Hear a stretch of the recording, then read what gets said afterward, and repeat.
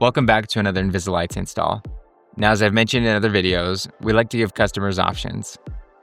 One of those options is whether or not to hide external wiring, which includes all the different jumps and extensions to get from one section of the roofline to another.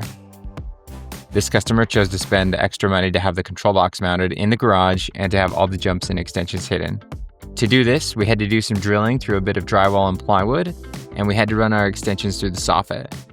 While this added more time to the install, it made everything about this install look very clean.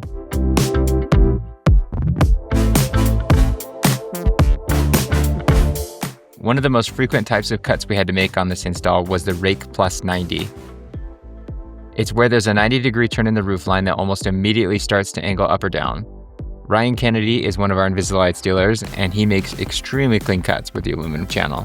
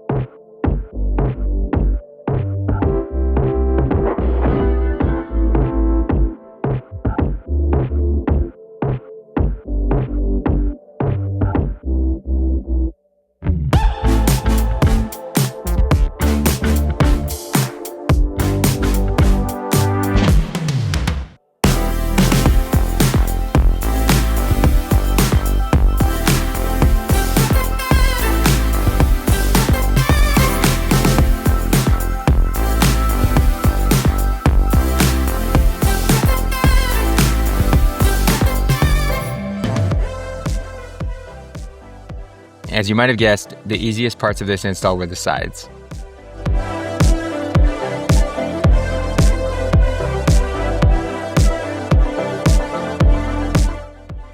Even though this install took us a little longer than expected, we still got it done in one day, and the customer was very happy with how the lights look.